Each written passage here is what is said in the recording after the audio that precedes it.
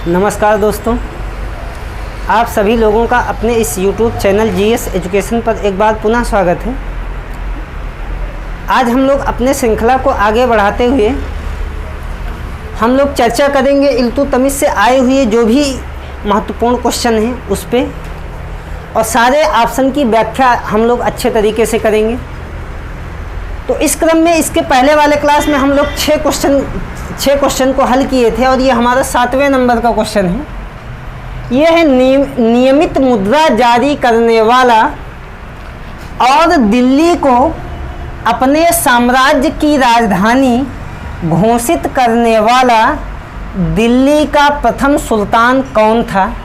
और इसके बारे में लिखा भी गया है कि ये जो क्वेश्चन है यूपी पीसीएस मेंस 2014 का क्वेश्चन है। इसके अलावा ये क्वेश्चन एसएससी सीजीएल 2015 में भी पूछा गया है। तो इस तरीके से आप समझ सकते हैं कि ये कितना महत्वपूर्ण क्वेश्चन है। और इसके बारे में आप देखिए कि 4 ऑप्शन है। एक तो कुतुबुद्दीन ऐबक है, और दूसरा आलम शाह है, तीसरा बलबन है, और जबकि चौथा ऑप्शन है इल्तुतमिश। तो इसमें से कौन सा ऑप्शन सही होगा, ए बी सी या डी। तो इसके बारे में आप समझिए कि हम आपको बताए थे कि नियमित मुद्रा जारी करने वाला, इसके पहले क्या था कि भारत में खास करके मध्यकाल में और वो भी दिल्ली सल्तनत में नियमित मुद्रा नहीं जारी हुई थी, लेकिन जारी कर कौन रहा है सबसे पहले, तो इल्तुतमिश।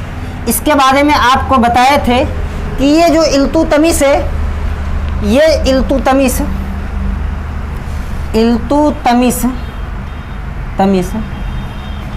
दिल्ली सल्तनत का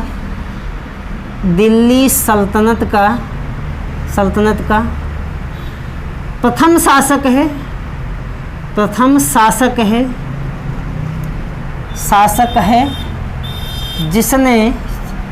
जिसने प्रथम शासक है जिसने 2 काम किया है। एक तो आपको बताए थे कि ये जो है मुद्रा के क्षेत्र में कार्य किया, मुद्रा के क्षेत्र में तो मुद्रा के क्षेत्र में क्या किया कि ये पहली बार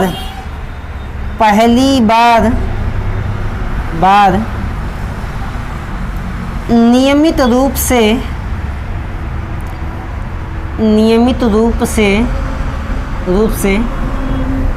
मुद्रा जारी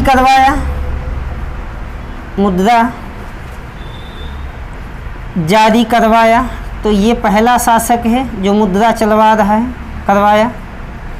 और दूसरी तरफ आपको बताए थे कि यही इल्तुतमिश जो है ये दिल्ली सल्तनत का प्रथम ऐसा शासक है या सुल्तान है जिन्होंने क्या किया, जिन्होंने सल्तनत की राजधानी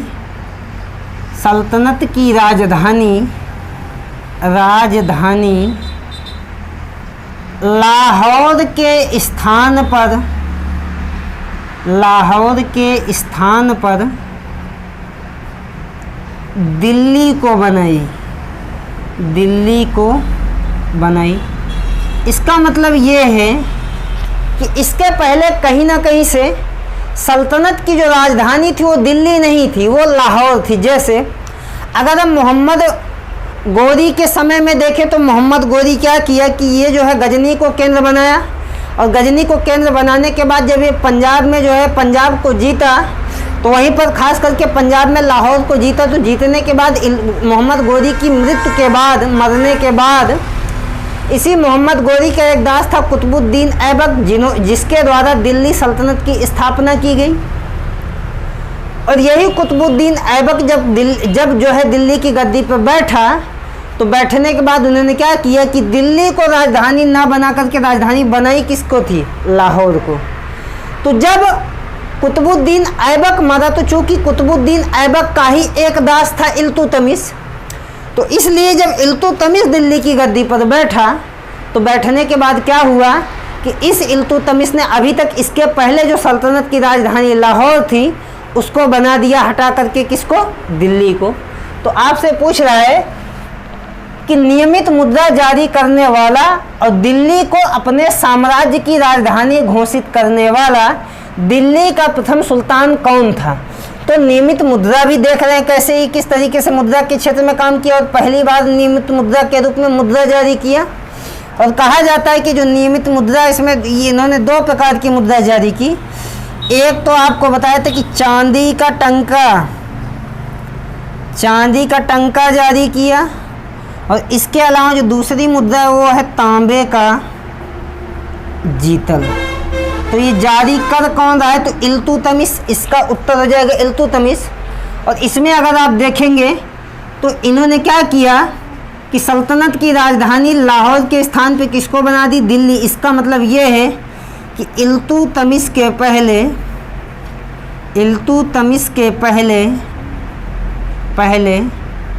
सल्तनत की राजधानी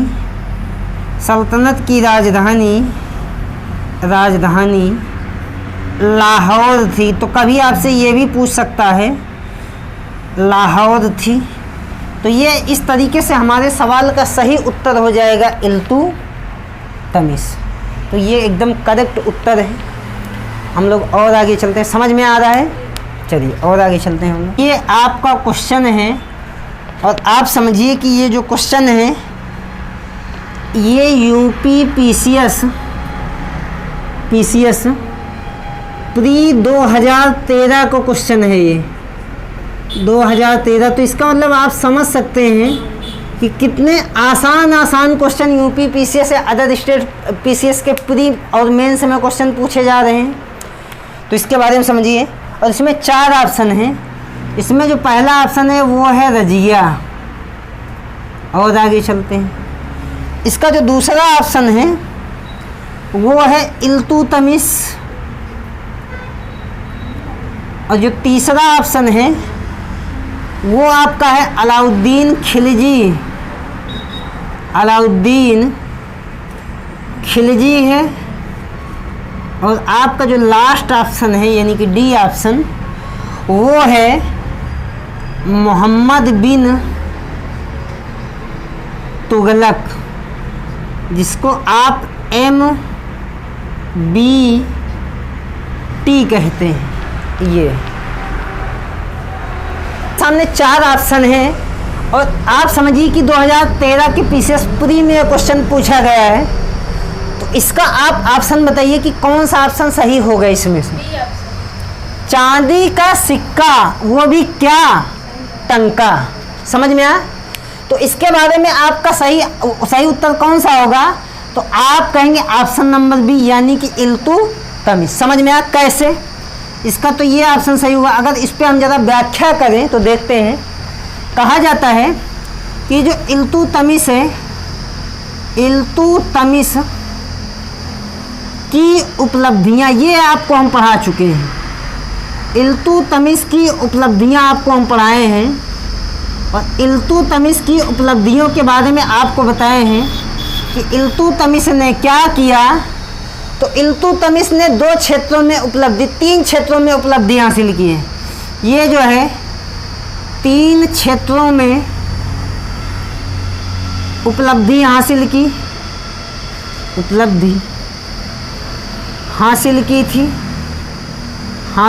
थी। और ये 3 क्षेत्र कौन कौन से थे इसके बारे में ज़रा आप देखिए। एक तो ये मुद्रा के क्षेत्र में उपलब्धि हासिल कर रहा है। मुद्रा के क्षेत्र में ये सब आपको डिटेल से सब पढ़ाया जा चुका है।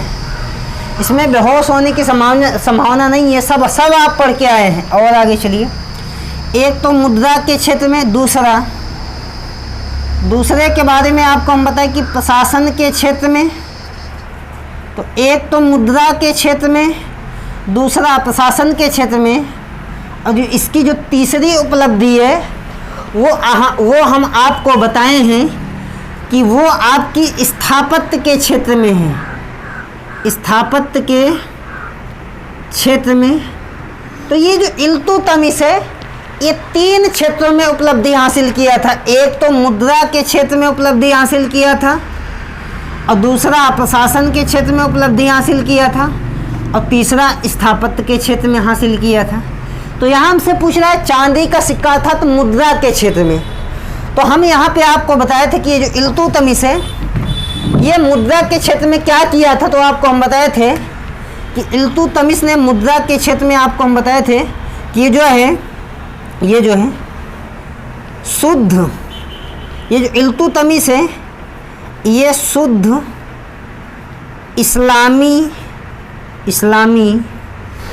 या अरबी पद्धति पर आधारित, अरबी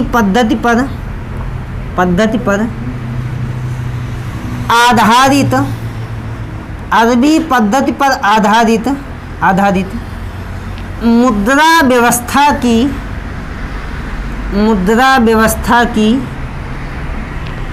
शुरुआत की, यानी कि इसके द्वारा शुद्ध इस्लामी या शुद्ध अरबी पद्धति पर आधारित मुद्रा व्यवस्था की शुरुआत की गई इसके द्वारा, इल्तुतमिश के द्वारा।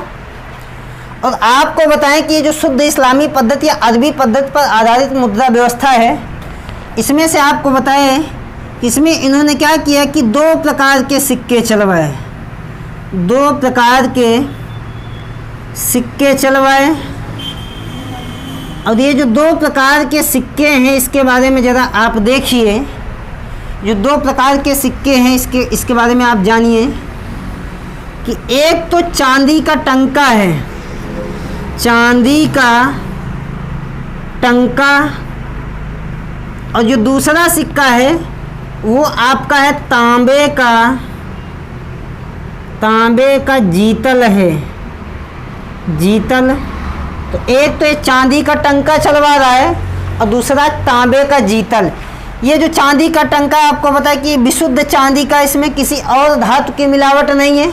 और ये जो तांबे का जीतल है ये शुद्ध तांबे का है, इसमें और कोई तांबे के साथ साथ कांसा, टिन ये सब नहीं मिलाया गया, एकदम तांबा है तो शुद्ध तांबा है।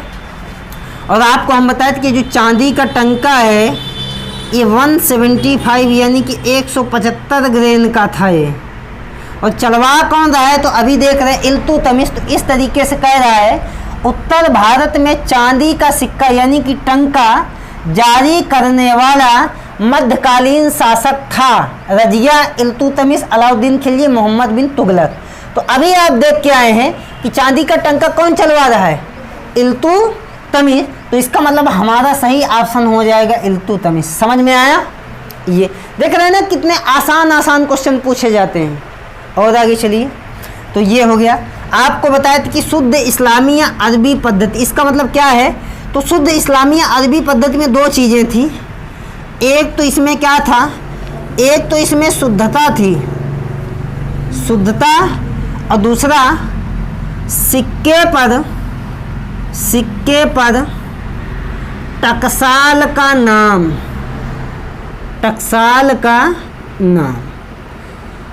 तो शुद्ध इस्लामी का मतलब 2 चीज़ें हैं, इसमें 2 विशेषताएं हैं। एक तो इसमें शुद्धता होगी और दूसरा जो भी सिक्के होंगे उस सिक्के पर टकसाल का नाम जरूर अंकित होगा। अगर ये दोनों विशेषताएं हैं तो इसका मतलब ये कहीं ना कहीं से शुद्ध इस्लामी या शुद्ध अरबी पद्धति पर आधारित सिक्का है। समझ में आया? तो इस तरीके से हमारा ऑप्शन हो जाएगा बी। और हम लोग आगे चलें। अगला क्वेश्चन अपना ये है, ये अपना अगला क्वेश्चन है और इसके बारे में जानिए कि ये जो है यूपी पीसीएस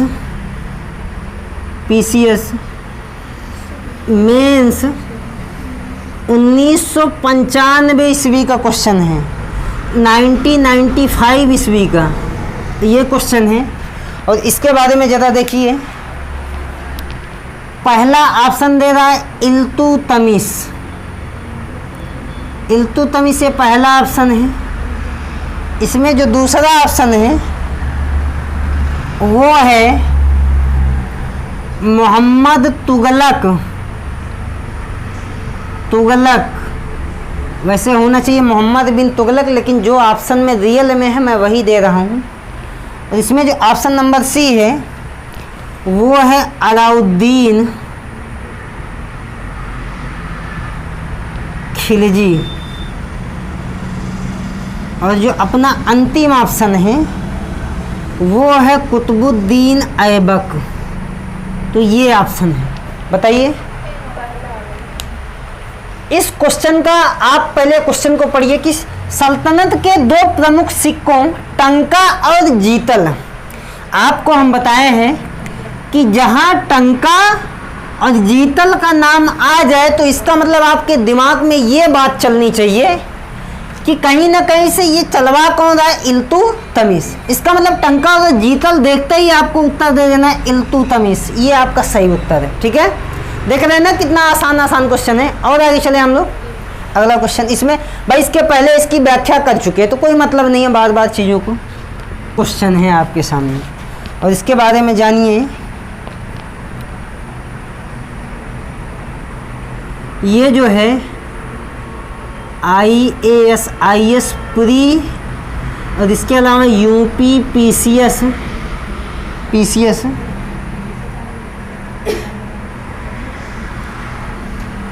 मेंस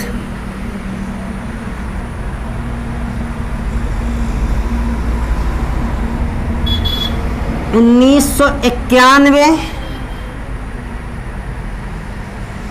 इसके अलावा ऑप्शनल हिस्ट्री 1994, इसके अलावा उत्तर प्रदेश लोअर पीसीएस 2008 का ये क्वेश्चन है, यानी कि यूपीएससी के प्री में भी 1991 में पूछा गया है। इसके अलावा यूपी पीसीएस के मेंस में भी 1991 में यही सेम क्वेश्चन आया और हिस्ट्री ऑप्शनल 1994 में भी यही क्वेश्चन रिपीट हुआ। और इसके अलावा उत्तर प्रदेश लोक सेवा आयोग के द्वारा लोअर पीसीएस के एग्जाम में भी ये 2008 में यही क्वेश्चन पूछा गया।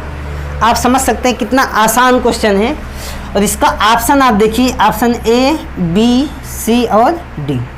पहला ऑप्शन कह रहा है रुकनुद्दीन फिरोज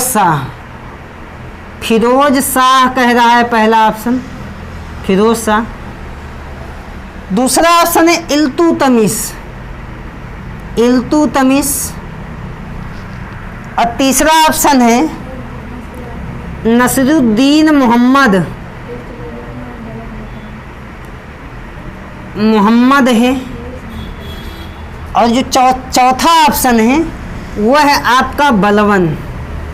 बताओ भाई कौन सा ऑप्शन सही होगा?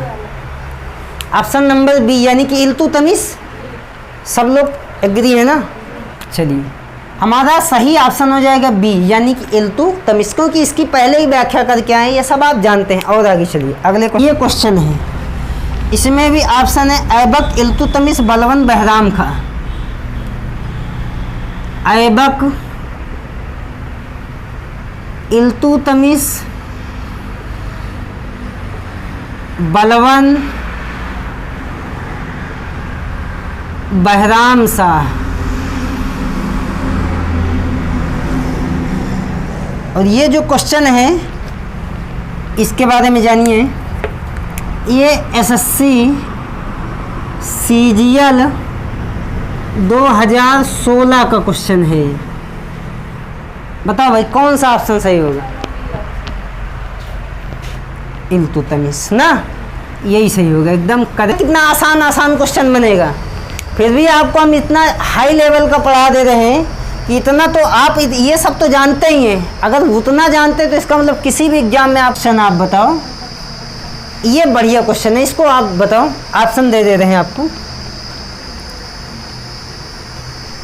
पहला ऑप्शन है ऐबक, दूसरा ऑप्शन है मुइजुद्दीन,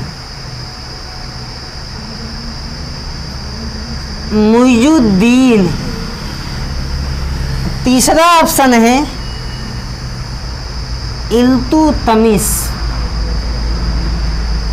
चौथा ऑप्शन है रजिया। ये 4 ऑप्शन है, इसमें कौन सा होगा? टंकों पर टकसाल का नाम अंकित करने की प्रथा। टंका का मतलब कोई टैंक नहीं, हाँ चांदी का टंका, इसकी बात करता है, समझ में? तो चांदी के टंके पर टकसाल का नाम अंकित करने की प्रथा का प्रारंभ किसने किया? तो इसका भी उत्तर बताएं इल्तुतमिश। समझ में आया? आपको बताए थे कि ये जो है शुद्ध इस्लामी या शुद्ध अरबी पद्धति पर आधारित सिक्कों की शुरुआत करवाई थी इन्होंने। और ये जो शुद्ध इस्लामी या शुद्ध अरबी पद्धति के सिक्के हैं, आप समझिए उसमें दो खास बातें होती हैं। एक तो ये कि पहली बात तो वो अपनी शुद्धता के लिए जाना जाता है, और दूसरी बात उस सिक्के पर टकसाल का नाम जरूर अंकित होगा। समझ में आया? तो आपको हम बताए थे कि इल्तुतमिश ने 2 प्रकार के सिक्के चलवाए थे। एक तो चांदी का टंका चलवाया था और दूसरा तांबे का जीतल चलवाया था। तो चांदी का टंका और तांबे का जीतल, आपको बताया कि जो चांदी का टंका है 175 ग्रेन का था और ये भी शुद्ध था, और जो तांबे का जीतल है ये भी अपने आप में शुद्ध था, यानी कि इसमें शुद्धता थी। और तो और ये दोनों जो सिक्के हैं, इसके बारे में बताए थे हम, आपको बताए थे पहले ही कि जो है विशुद्ध इस्लामी या अरबी पद्धति पर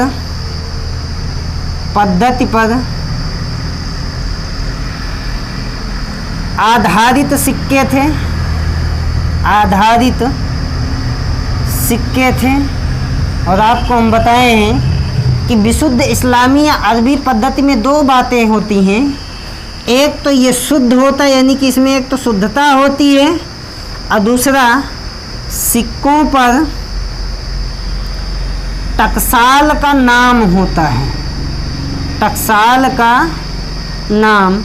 और इसको चलवाने का श्रेय किसको दिया जा रहा है? तो इल्तुतमिश को। तो इस क्वेश्चन का भी हमारा सही उत्तर हो जाएगा ऑप्शन नंबर सी, अर्थात इल्तुतमिश। समझ में आ रहा है ना भाई? और आगे चलें। ये जो है UPPCS प्री 2001 का क्वेश्चन है। समझ में आ रहा है? आसान सारे क्वेश्चन हैं। एक बार आप इसको अगर अच्छे से पढ़ लिए तो सारी समस्या ही खत्म हो जाएगी। कि इसमें 4 ऑप्शन हैं। एक तो ऐबक है, और जो दूसरा ऑप्शन है वो इल्तुतमिश है, और जो तीसरा है वो बलवन है, और जो चौथा है ये है बहराम शाह। बताइए भाई, बताइए कौन सा ऑप्शन सही होगा? ऑप्शन नंबर बी ना, इल्तुतमिश। बहुत अच्छा। और आगे चलते हैं। अगला क्वेश्चन हम लोग देखेंगे। अगला क्वेश्चन एकदम गजब का क्वेश्चन है। कह रहा है, तो इसके बारे में ज़रा देखिए। इसमें पहला ऑप्शन है नासिर अमीर उल मोमिनीन। Nasir Amir ul Momineen. Option number B.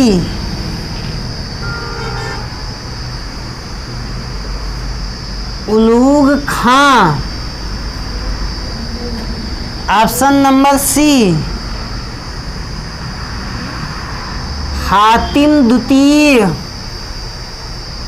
और ऑप्शन नंबर डी लाख बख्श।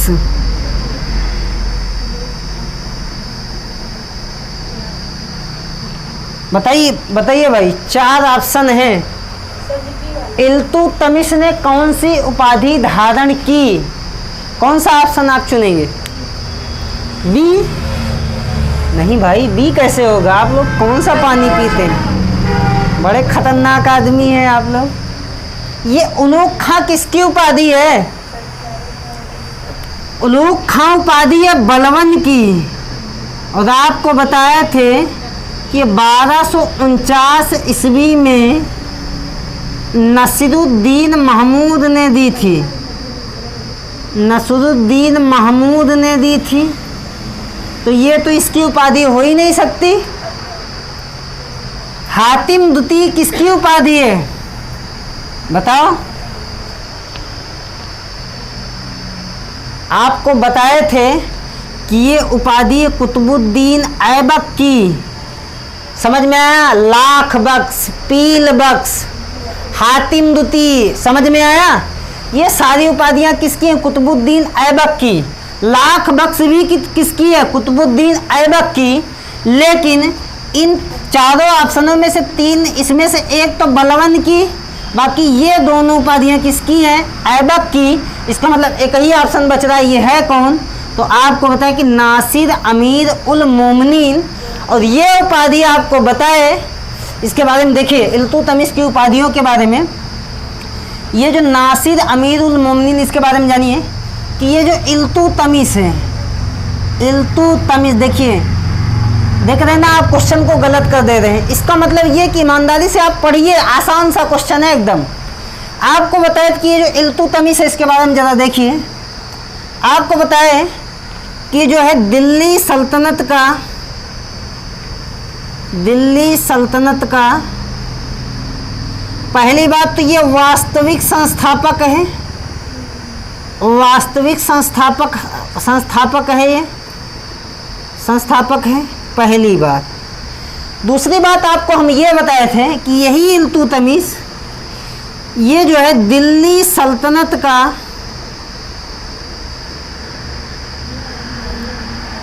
प्रथम मुस्लिम शासक है, प्रथम मुस्लिम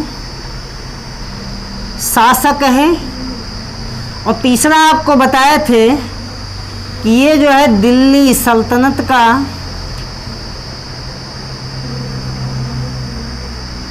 प्रथम वैधानिक शासक है। ये आप पढ़ के आए हैं ना भाई, प्रथम वैधानिक शासक है कौन? इल्तुतमिश ही। इल्तुतमिश की बात हो रही ना। आपको बताया था कि ये प्रथम वैधानिक शासक है, तो वैधानिक क्यों है? तो इसके बारे में आपको हम बताए थे कि वे वैधानिक इसलिए है, कहा जाता है कि बगदाद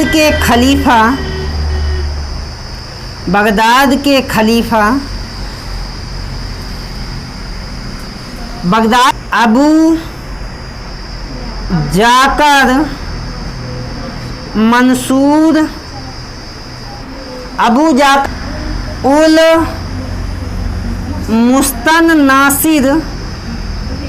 उल नासिर बिल्लाह, ये एक ही नाम है क्या? अबू जाकर मंसूर उल मुस्तन नासिर बिल्लाह। ये कौन था? तो ये था बगदाद का खलीफा उस समय जब इल्तुतमिश दिल्ली की गद्दी पर बैठा। तो आपको बताया कि दिल्ली सल्तनत का प्रथम वैधानिक शासक है। क्यों? क्योंकि बगदाद के खलीफा अबू जाकर मंसूर उल मुस्तन नासिर बिल्लाह के द्वारा इसको क्या किया गया? 18 फरवरी 1229 ईस्वी को आपको बताए थे कि कई चीज़ें, एक तो इसको मानपत्र दिया गया मानपत्र, दूसरा खिलाहत, तो मानपत्र खिलाहत, इसके अलावा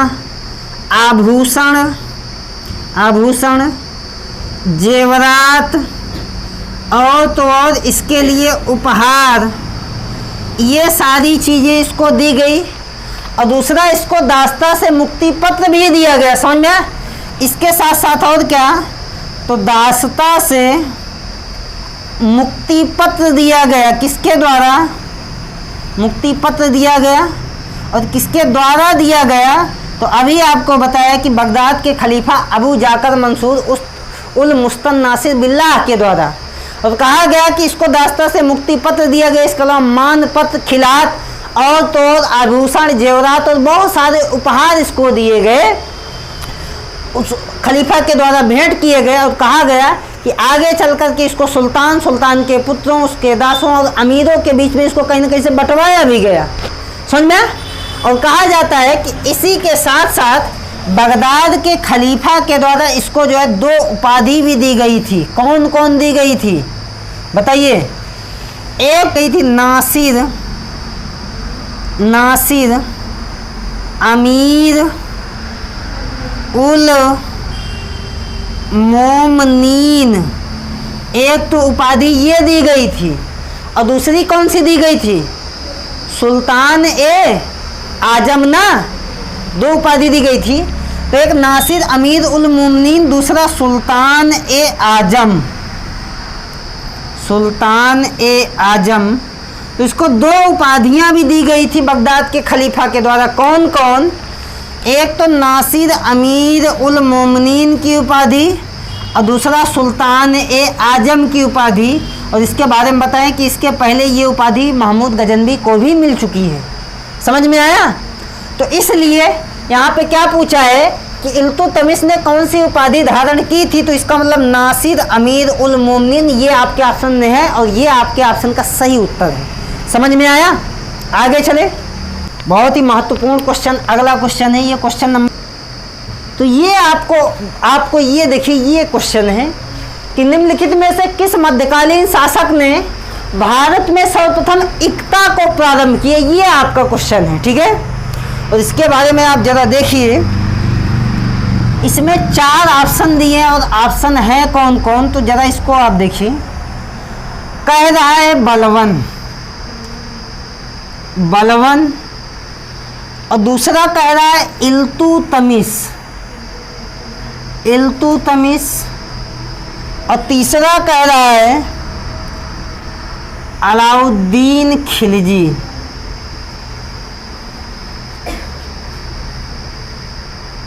और इसमें चौथा आपसे कह रहा है रजिया। ये 4 ऑप्शन है। और ये जो क्वेश्चन है इसके बारे में ज़रा देखिए, ये UPPCS प्री 2010 का क्वेश्चन है ये। इसके अलावा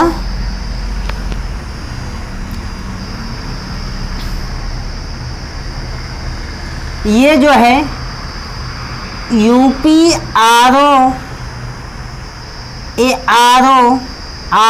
ARO यानी कि जिसको आप समीक्षा अधिकारी कहते हैं, ARO 2017 का ये क्वेश्चन है। आप समझ सकते हैं कितने आसान क्वेश्चन आपसे पूछे जा रहे हैं। कह रहे हैं निम्नलिखित में से किस मध्यकालीन शासक ने भारत में सर्वप्रथम इक्ता को प्रारंभ किया? और ये 4 ऑप्शन आपके सामने, बताइए भाई। एक बलवन है, दूसरा इल्तुतमिश, तीसरा अलाउद्दीन खिलजी, चौथा रजिया। कौन सा है बताइए? Option number B. अच्छा, इसमें कह रहा है निम्नलिखित में से किस मध्यकालीन शासक ने, अगर मध्यकालीन शासक की बात आ जाए, मध्यकालीन शासक,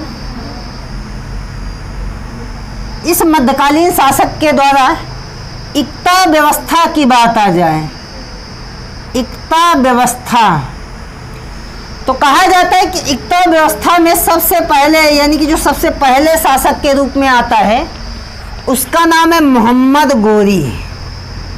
ये जो मोहम्मद गोरी है, इसके द्वारा भारत में इक्ता प्रथा की शुरुआत की गई। ये बड़ी बात है, शुरुआत की गई। मतलब इक्ता व्यवस्था को शुरू कौन कर रहा है? तो मोहम्मद गोरी। कैसे? तो इसको ऐसे समझो,